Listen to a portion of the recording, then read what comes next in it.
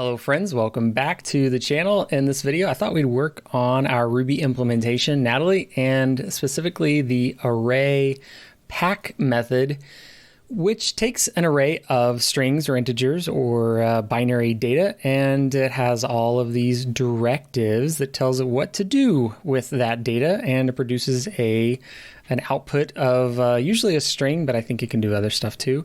I've just barely begun to scratch the surface of what this can do, implementing the specs for it one at a time, and I've done a big A, little a, and big Z, and now I'm going to do the B's, which operate on the individual bits of the output and can flip bits on the output from 0 to 1 and so on. And I don't know, I'll try to explain that.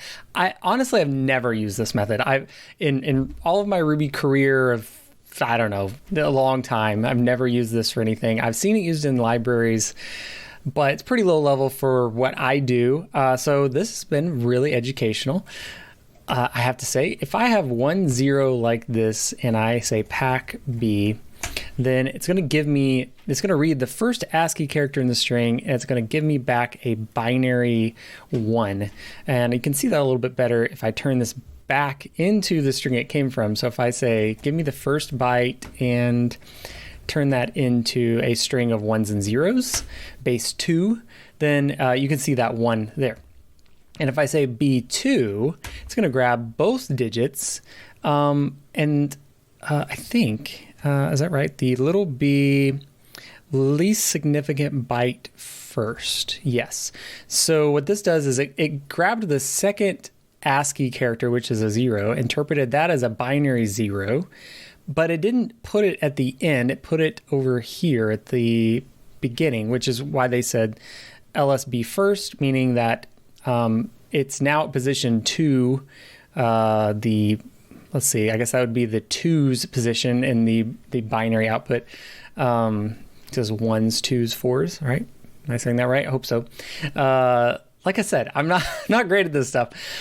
And then the other version is capital B, which does the opposite. It starts at the most significant byte or bit and shifts it to the front. So if I change this to 101 and change this to B3, then you're going to see 101 like that. And yeah, that's what we're going to be working on. I know it's not glamorous or spectacular or really amazing. I don't know. It's kind of therapeutic. Sometimes you just work on something that's not, it doesn't take a ton of brain power, and you just, I don't know, you just have some fun with it. So what I did was enabling this spec. I already had the spec file in there, and what I want to do is ls star rb star cpp. I really need a shortcut for this, but this is my use of the entr script that will run files whenever, or run a script whenever files change. So I'm going to clear the screen and run a shell that is rake and ben Natalie spec core array pack b spec.rb. Did not work. I forgot to put a star right here.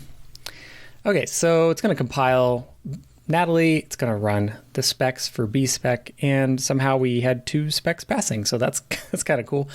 So yeah, let's jump into the C++ and believe that would be in array pack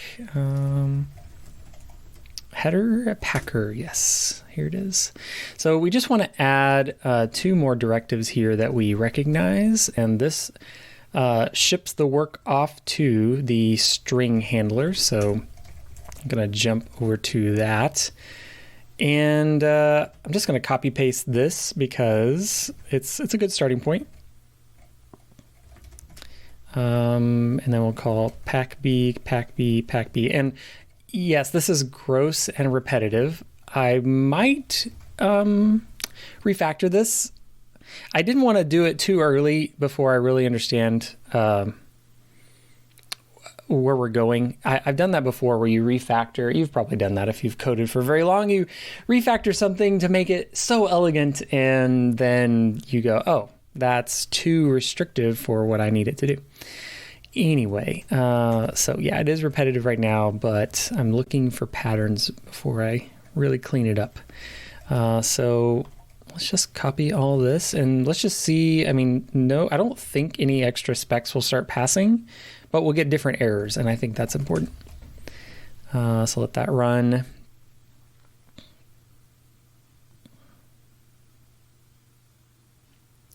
Actually, somehow we did get extra specs passing. That's kind of cool. So yeah, all these dots are passing specs and the Fs are fails. So let's just work on this right here. Line 18 in array pack B spec 18. Let's focus this test. So just that one test runs. And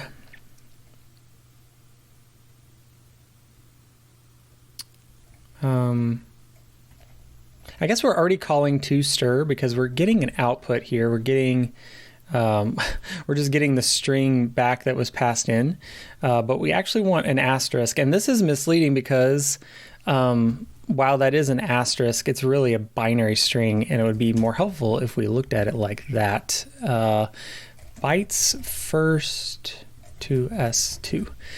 So what we want out of that is a 101010.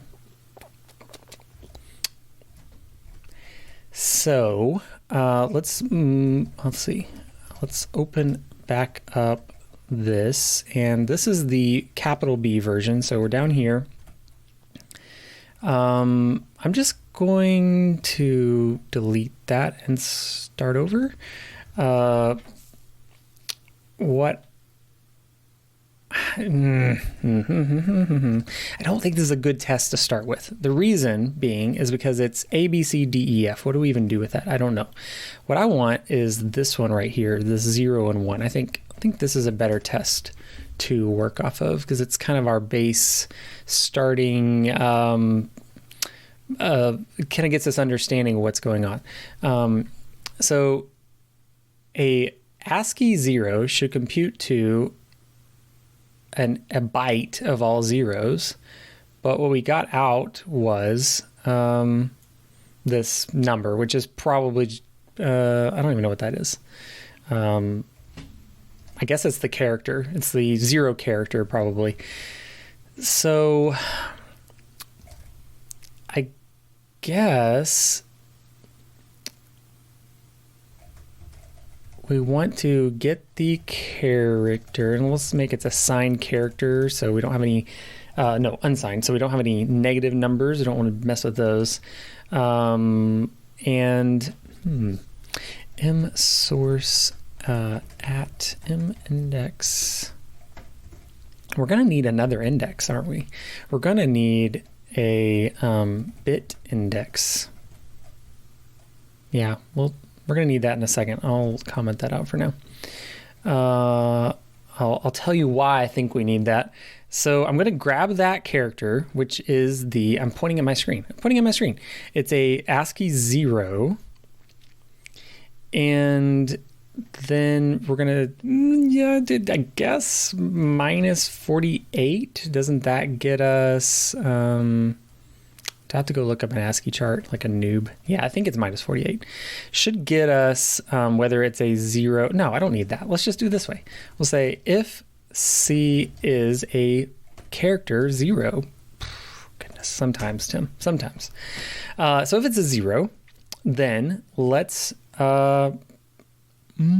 impact our result string. We're going to append a character of a binary 0. And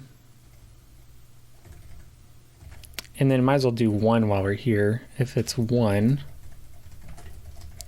then let's do a 1. And I mean, it's possible that will make this spec pass. I don't know. I mean, yeah, that didn't work. Should compute to... Oh, because of that thing we were talking about earlier. It is the most significant bit first. Most significant bit first. So that I guess I could just shift it. Yeah,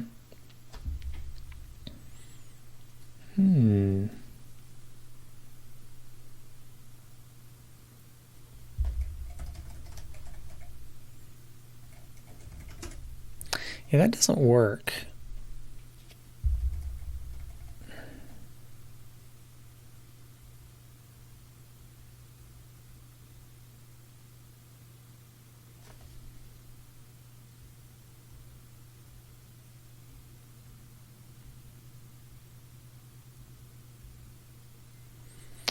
So when instead of characters here, what if I do a 0 here, and here I do a 1 shifted left 7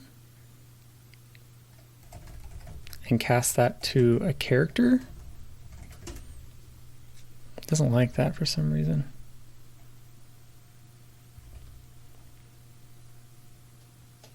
That actually works. Okay.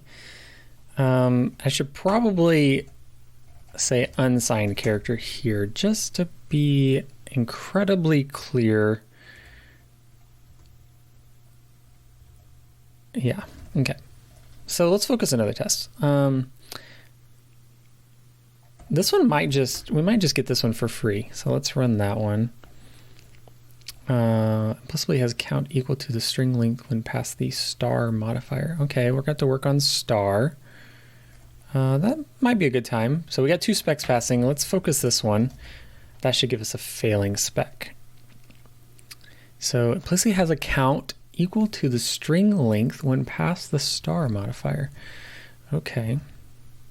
Yeah, and that's just going to keep on going.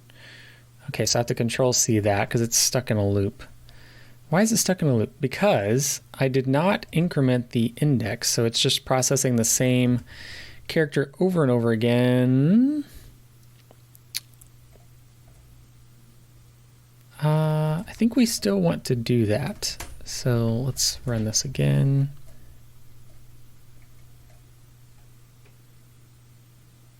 Here pretty soon this bit index is going to come into play because I need to change this 7. This needs to change dynamically. So it should compute to 001011010, but it was a whole bunch of individual things. But this looks very much like this. It just is 8 bytes instead of 8 bits. So that's where the bit index is going to come into play, and we're going to uncomment this and hopefully not hurt my brain trying to figure out how I'm going to do this. What if, let's say, if the source length is greater than 0, then grab the character.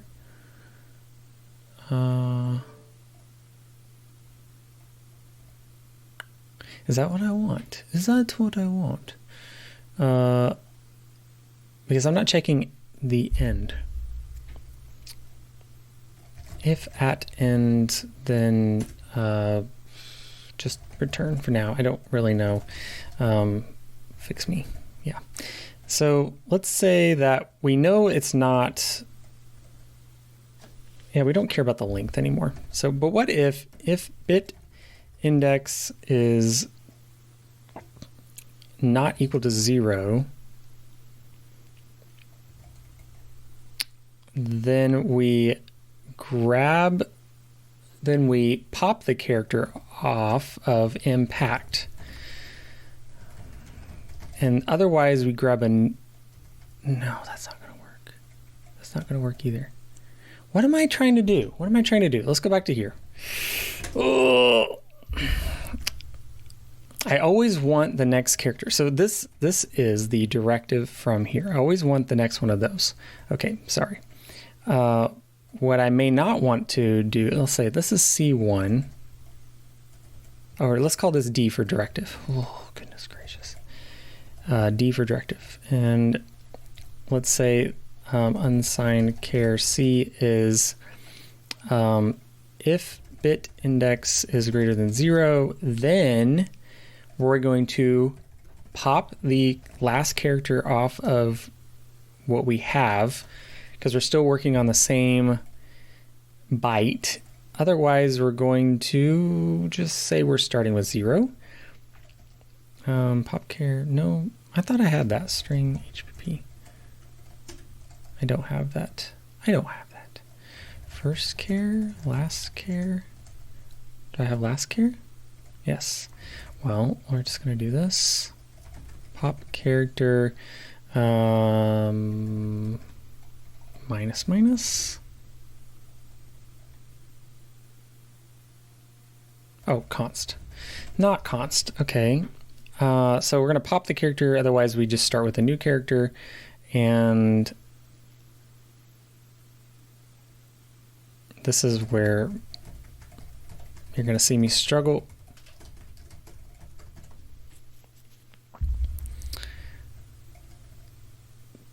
I think what I want to do is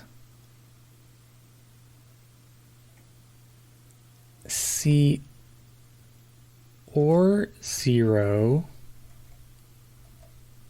Let's say the directive is 0, and I want to OR it, but I want to shift the existing bits where? Where do I want to shift the existing bits?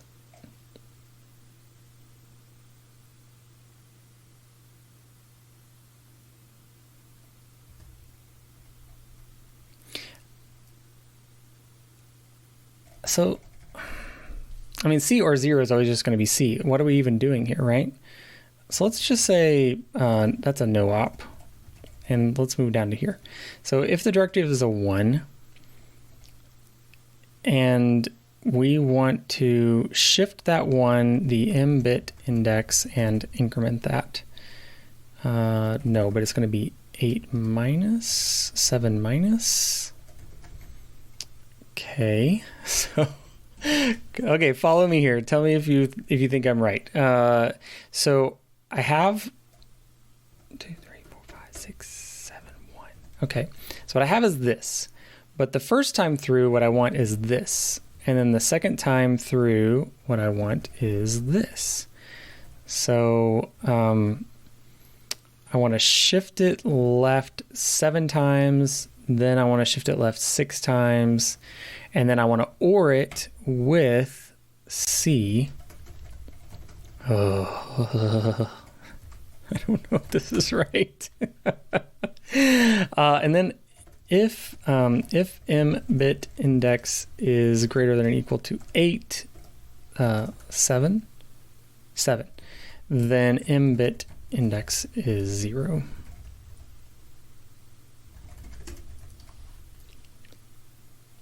Yeah, I don't have a lot of hope that that's right.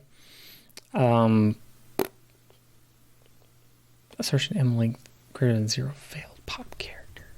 Okay. Impact pop character. 0. You didn't append a character. Oh, we didn't append a character. We still have to append a character. This is just going to be C. M bit index plus plus. Okay, so it wasn't a no op. We still have to increment the bit index, and we still have to put the character back. So it's a little bit of stupid work that we pop it off, then we put it right back. Okay, we're making some progress. It should be 001, but we got 001. Oh, look at that. That actually matches, but we have an extra character. Probably an off by 1 error somewhere. Why did that happen? This matches, but this is another character. Okay, what did I do wrong? I think this is supposed to be 8. I think that's my off by 1 error, maybe. Because if it gets to 8, then we want to loop around. 2, 0. Yes! Okay. Wow. That feels good. I don't know if you made it this far, God bless you. You are a saint, and you you will put up with anything. So yeah, we got zeros and we got ones, and please don't roast me in the comments for this. I don't do bit fiddling or bit twiddling or whatever you call it ever. And so it really took every bit of my brain power to come up with this. So let's clean this up just a touch before we add another failing test. So we'll say auto shift amount is this, and we'll say shift amount, and that should still pass. So we're ORing that one in the position with the existing character, and then we're appending it back. I think we could probably do this without popping it, appending it, but I am okay with this for now. So let's do this one. Encodes the least significant bit of a character other than 0, 1. Okay. So if you pass it something that's not a 0 or a 1, then it's going to grab the rightmost, I know least significant, the rightmost bit of that byte, and use that instead. So it's going to be like this, but the D will be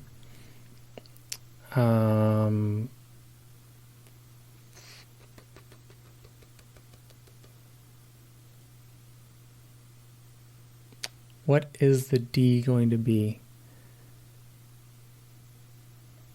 It's going to be the directive ANDed with 5, 6, 7, 1. So because I only want the rightmost bit.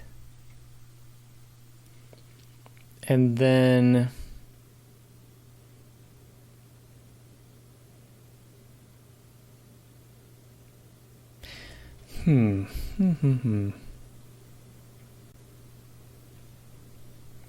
but that's not right either.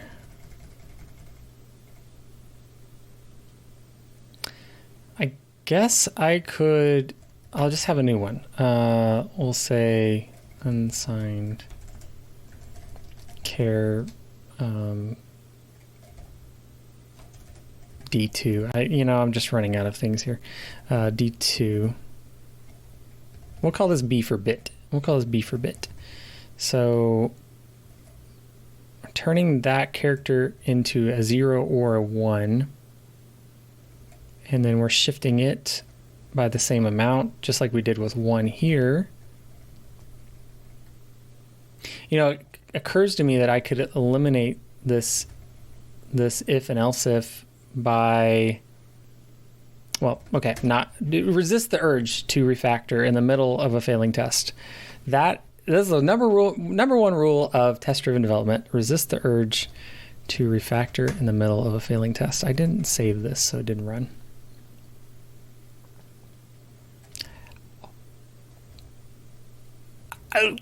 We got it right the first time. Okay, so we have passing tests. I just want to try something actually first, though. I'm just going to stage all that so I can get back if I screwed up. So what occurs to me, I can say if D is 0 or D is 1, then the bit that we're working with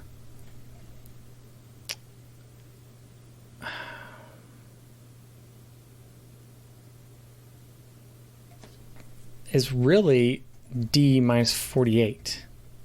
And that's where I was trying to come up with that earlier, but my brain wouldn't let me. Now can we just do this and change this 1 to a B?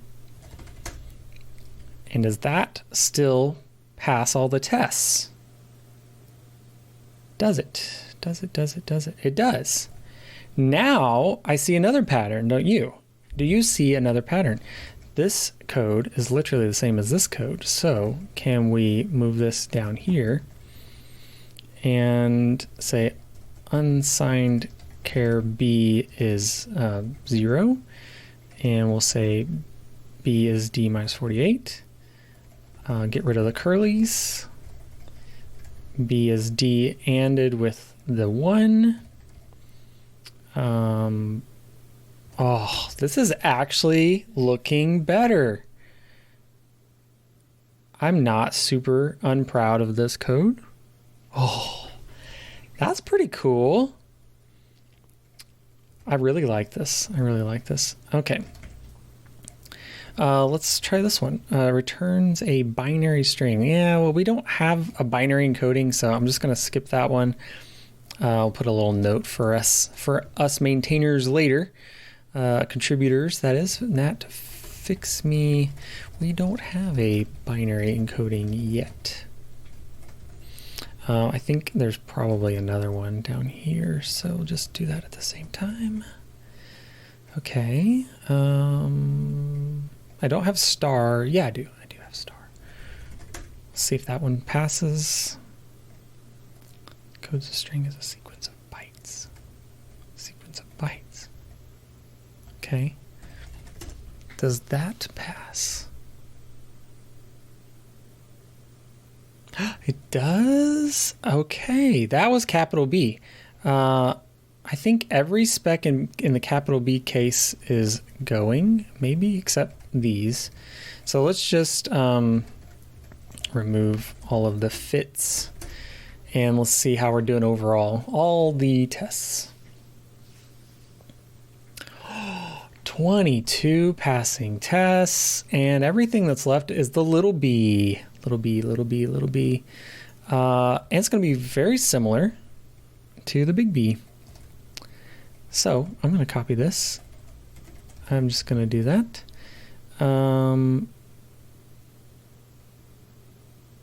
Yeah. Maybe we don't need that fix me because that's, I don't know, it seems to be working. All of this is the same, I think.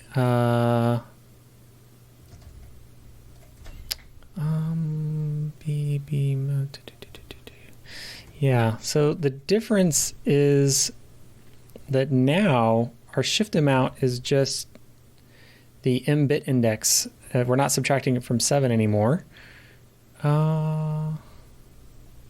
Could it be that simple? Could it be that simple? Probably not. I think I've forgotten something. What did I forget?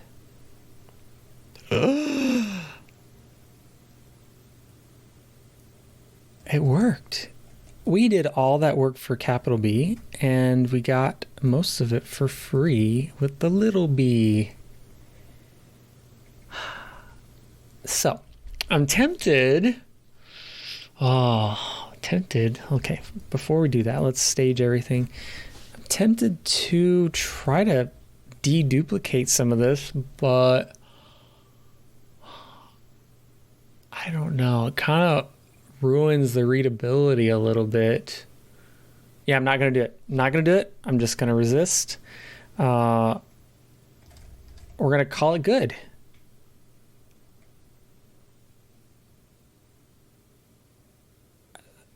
Yeah, I'm just in shock. That actually wasn't that bad.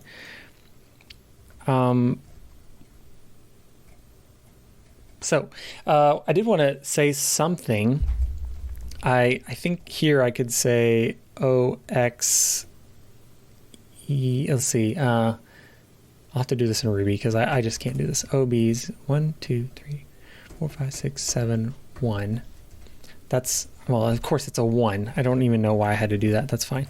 If I change this to hexadecimal, it's just 1. Should I just change this to 1? I mean, is that more readable? Yeah, why? I mean, it helps me thinking about it in terms of a binary, 8 binary digits, but I think it's fine just to say it's a 1. Is there anything I can clarify here? Is this like readable code to people who do this all the time? Is this like a normal pattern, or is there a better way? I don't know. Let me know down in the comments. I don't like looking like a noob, but I don't mind looking like a noob for you. Yeah, so I don't know. I'm really proud of that code, actually. I think it's pretty cool.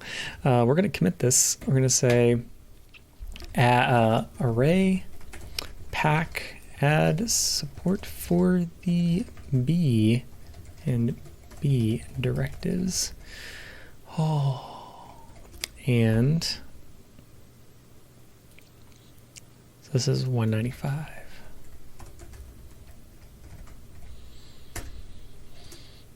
Okay, I pushed up the commit. It's here. We added these directives, and you get to experience the joy of checking a box with me. Ready? Oh, feels so good. I know, it's the simple things that amuse me. 4 of 26 tasks. So if you would like to help with our array pack code, there are these directives left, and I don't even know what most of them do. So you might have looked at the code that I wrote and went, oh my goodness, there was a better way to do that. It could have been so much simpler. Feel free to open a pull request. We have quite a few people opening pull requests lately.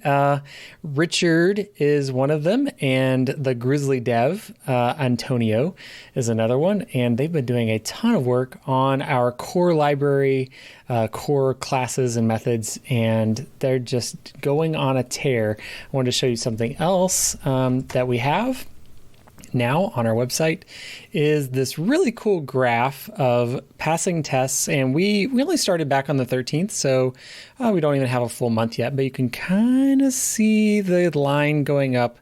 It did go down last night. Not sure why. I think that's a fluke, but it is progressing. The passing tests are progressing up and to the right, which is good. And erroring tests are going down generally, and failing tests are going down. So this is the entire Ruby spec suite. And there's a lot of tests in here. It's going to be a while. I think we're like, I don't know. I don't even want to say it. We're not even close to done. We've got so much work left to do. So if you want to help out, there's all kinds of stuff to work on. And one other thing, we now also have a Discord. Do I not have it linked on the website? How do I not have it linked on the website? Crazy. So I have it on my Twitter account. You can follow me on Twitter. That would be really appreciated. And I have a link to our Discord server. And there we just talk about Natalie a little bit and what we're working on. And like we're thinking about implementing Big Num support in Natalie, and we were talking about that recently. So yeah, if you want to talk about Ruby-ish stuff, then definitely jump over there and hang out with us. But I guess that's it for this video. I feel pretty good about what we got done. Thanks for hanging out with me on this evening. I guess it's evening for me. And I hope that I'll see you in a video very soon. Bye.